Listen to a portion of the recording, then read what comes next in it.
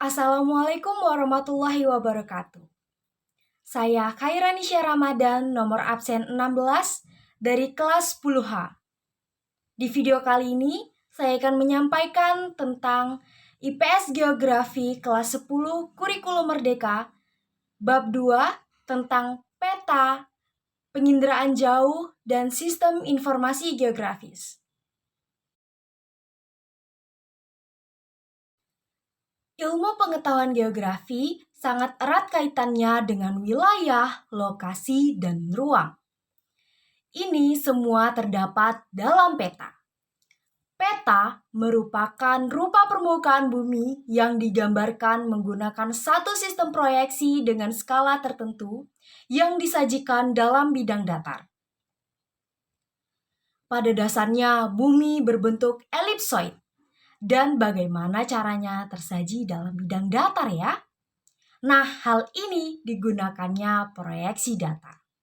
Proyeksi data adalah teknik menggambarkan permukaan bumi yang melengkung di atas permukaan datar. Dan juga proyeksi peta terbagi menjadi 4 jenis. Yang pertama, bidang proyeksi yang digunakan. Yang terbagi menjadi proyeksi azimutal atau zenital, proyeksi kerucut, dan proyeksi silinder.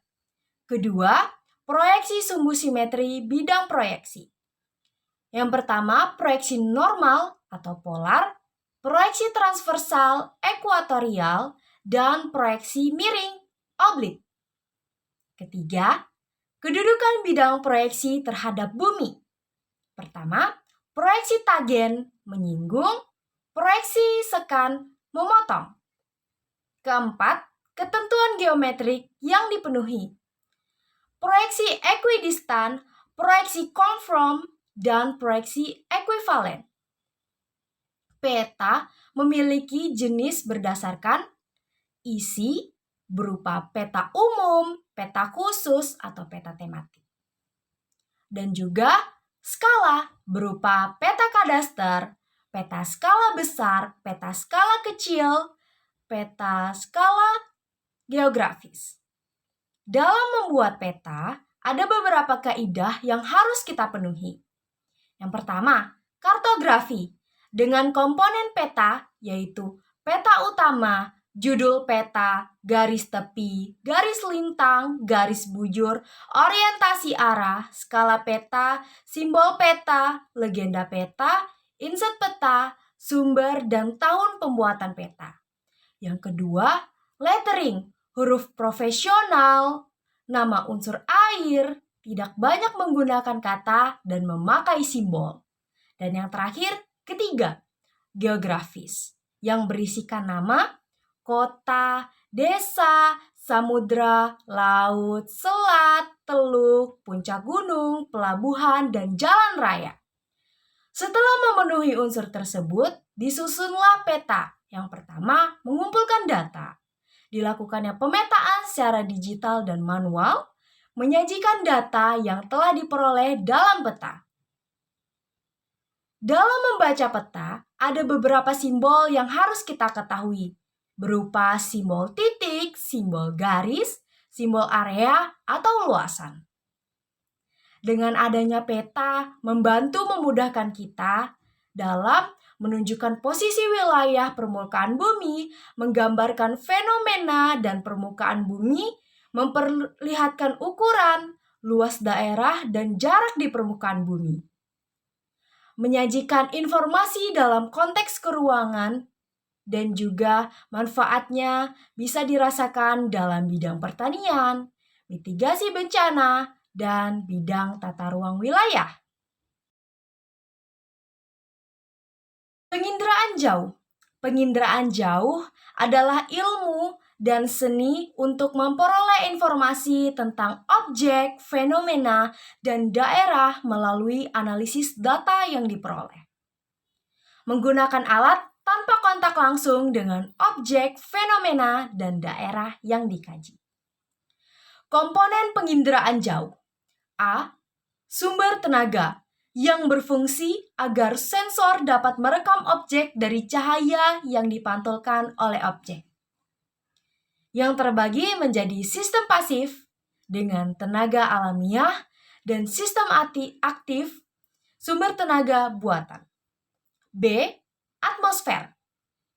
Berfungsi menghambat tenaga sinar matahari yang datang melalui serapan, pantulan, dan juga hambatan.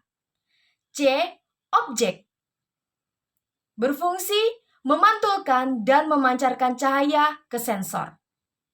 D. Sensor adalah benda yang digunakan untuk melacak, mendeteksi, dan merekam objek-objek di alam dalam jangkauan tertentu, berupa sensor fotografik dan sensor elektronik.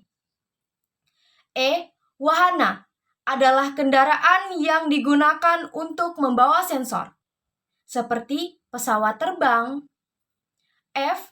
Perolehan data dalam membuat penginderaan jauh dapat dilakukan secara manual dan juga digital. Dan yang terakhir, G. Pengguna data. Ini adalah penerapan sistem penginderaan jauh yang digunakan dan dimanfaatkan oleh penggunanya. Jenis citra penginderaan jauh adalah gambaran suatu objek yang tampak pada cermin melalui lensa kamera atau hasil penginderaan jauh yang telah dicetak. A. Citra foto berupa potret objek di permukaan bumi. Dan B. Citra non-foto adalah hasil penginderaan jauh yang tidak menggunakan sensor kamera dan menggunakan gelombang elektromagnetik dan juga wahana.